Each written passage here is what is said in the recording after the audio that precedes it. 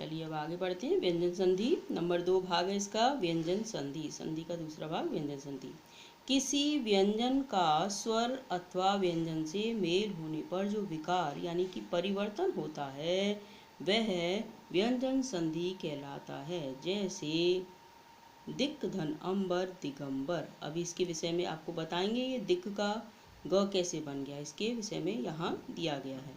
दिक् धन अंबर दिगंबर, क धन अ, क व्यंजन है, अ स्वर है। व्यंजन और स्वर का जब मेल हो रहा है तो क्या बनेगा, व्यंजन संधि।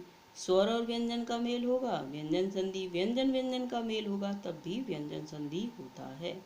सम धन कल्प संकल्प, म धन क व्यंजन म है और क भी व्यंजन है, दोनों व्यंजन आपस में मिले तो व्यंजन संधि बन गई।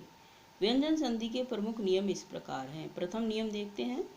यदि किसी भी वर्ग के पहले व्यंजन के बाद कोई स्वर आए तो वह अपने वर्ग के तीसरे व्यंजन में परिवर्तित हो जाता है। जैसे क्या बोला गया, पहले व्यंजन के बाद यानी कि क के बाद कोई भी स्वर आए, स्वर ये आपके जो बताए गए 11 स्वर होते हैं उनमें से कोई भी आए तो वर्ग के तीसरे में वह परिवर्तित हो जाएगा। जैसे यदि क के बाद कोई स्वर आता है तो वह ग बन जाएगा, च के बाद कोई आता है ज बन जाएगा, त के बाद आता है द बन जाएगा। ऐसी अन्य 2 और होते हैं आपके वर्ग, उनके अनुसार वही हो जाता है। ट के बाद में कुछ आता है ट ठ ड डमरू हो जाता है, इस तरह से बनता है। चलिए देखते हैं। दिक् धन गज दिग्गज, ठीक है, ग हो गया ना, ये आधा क है, नीचे हलंत लगा है तो आधा ग यहाँ हो गया। दिक् धन अंबर दिगंबर, अच धन अंत अजंत, उत धन यम उद्यम। ठीक, आगे बढ़ते हैं। यदि किसी वर्ग के पहले वर्ण का मेल न या म वर्ण से हो तो उसके स्थान पर उसी वर्ग का 5वां वर्ण आ जाता है। 5वां वर्ण आ जाएगा। क का क्या हो जाएगा, ण हो जाएगा, त का न, ट का ण और त का न हो जाता है। जैसे वाक धनमय वांगमय, सत धन मार्ग सन्मार्ग, सट धन मास सन्मास, उत धन नति उन्नति। यदि किसी शब्द के अंत में त आया हो तथा उसके बाद ग घ द ध ब भ र य व या किसी स्वर का मेल हो तो वह त द में बदल जाता है। जैसे सत धन भावना सद्भावना, भगवत धन गीता भगवत गीता। ठीक, अब चलते हैं चौथे नियम पर। यदि किसी शब्द के अंत में त आया हो और उसके बाद च या छ आया हो तो त च में बदल जाता है। देखिए कैसे, उत धन चारण उच्चारण, तत् धन छाया तत्छाया, क्या हुआ, त का आधा छ में बदल जाता है। यदि त के बाद ज और ल आए हों तो त क्रमशः ज और ल में बदल जाता है। जैसे उत धन ज्वल उज्ज्वल, उत धन लास उल्लास।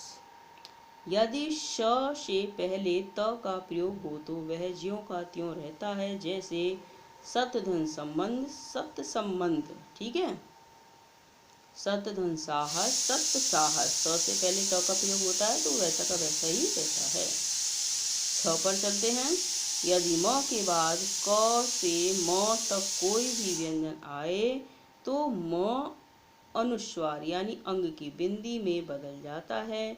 जैसे समधन पूर्ण संपूर्ण, समधन चय संचय, अंग की बिंदी में बदल जाएगा।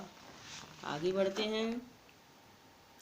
यदि स से पहले अ आ से भिन्न कोई स्वर आ जाए तो स का श हो जाता है। जैसे अभिधन शेख अभिषेक, विधन सम विषम। ठीक है, आगे बढ़े। विसर्ग संधि तीसरा भाग है संधि का, विसर्ग संधि।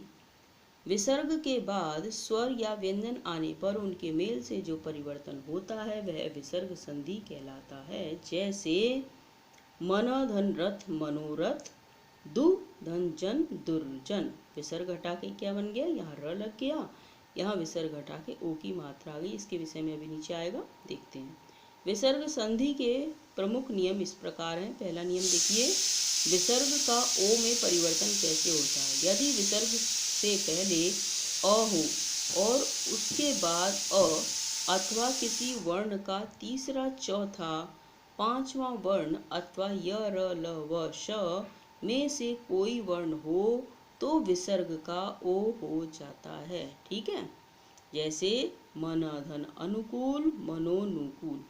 यहाँ विसर्ग के बाद अ आया है इसलिए ओ में परिवर्तित हो गया। तपह, धन, लाभ, तपोलाभ। यहाँ विसर्ग के बाद क्या आया है, ल आया है यंतस्त व्यंजन का, तो तपोलाभ हो गया, ओ की मात्रा चढ़ गई। पय, धन, धर, पयोधर। यहाँ क्या आया, पय, धन, धर। ध कौन सा होता है व्यंजन, किसी भी वर्ग का तीसरा, चौथा, त, थ, द, ध, चौथा व्यंजन है ध, इसलिए हो गया ओ की मात्रा, पयोधर। वय, धन, वृद्ध, वयोवृद्ध। ये व आ रहा है, देखिए ये व अंतस्थ व्यंजन का, इसलिए यहाँ पर ओ की मात्रा हो जाएगी वयोवृद्ध। आगे बढ़ते हैं। विसर्ग का र में परिवर्तन। यदि विसर्ग से पहले अ, आ से भिन्न कोई स्वर हो और बाद में कोई स्वर किसी वर्ग का तीसरा, चौथा, पांचवा अक्षर अथवा य, र, ल, व, ह में से कोई वर्ण हो तो विसर्ग का र हो जाता है। जैसे निधन, यात, निर्यात। विसर्ग का क्या हो जाता है, र हो जाता है। निर्यात, य आने पर, ये य है, य आया तो उसका र हो गया। दूधन, आशा, दुराशा। निधन, मल, निर्मल। निधन, अर्थक, निरर्थक। अब म कौन सा है, देखिए म किस वर्ग में आता है, प, फ, ब, भ, म, पांचवा आता है। थ किस में आता है, त, थ, द, ध, चौथा आता है, इसलिए इसका र हो जाता है। ठीक है, आगे बढ़ते हैं। विसर्ग का श में परिवर्तन। यदि विसर्ग से पहले कोई स्वर हो तथा बाद में च, छ या श हो तो विसर्ग का श हो जाता है। जैसे दु, धन, शासन, दुशासन। निधन, छल, निश्चल। विसर्ग का स में परिवर्तन। विसर्ग के बाद यदि त या स हो तो विसर्ग का स हो जाता है। जैसे दूधन, साहस, दुस्साहस। निधन, संग, निस्संग। निधन, संतान, निस्संतान। नमः, धनते, नमस्ते। समझ में आ गया होगा यहाँ तक आपको। त अथवा स हो तो विसर्ग का स हो जाएगा। ठीक है, विसर्ग का त या स, यहाँ स है, देखिए स है, यहाँ त है, तो क्या हो जाएगा, इसका स हो जाएगा, आधा स। नीचे हलंत लगा है तो आधा स आएगा। ठीक है, आगे देखते हैं। विसर्ग का श में परिवर्तन यानी श षटकोण में परिवर्तन। यदि विसर्ग से पहले र अथवा उ हो तथा उसके बाद क, ख, ट, ठ, प, फ में से कोई वर्ण हो तो विसर्ग का श षटकोण हो जाएगा। जैसे निधन, पाप, निष्पाप। निधन, कर, दुधन, कर, दुष्कर। निधन, काम, निष्काम। चतु, धन, पद, चतुष्पद। ठीक है, अच्छी तरह से समझ गए होंगे आप लोग। अब आओ दोहराएं, कुछ मुख्य बिंदु देखते हैं। दो वर्णों के मेल को संधि कहते हैं। संधि के तीन भेद होते हैं, स्वर, व्यंजन और विसर्ग संधि। दो स्वरों के पारस्परिक मेल से उत्पन्न होने वाले विकार को स्वर संधि कहते हैं।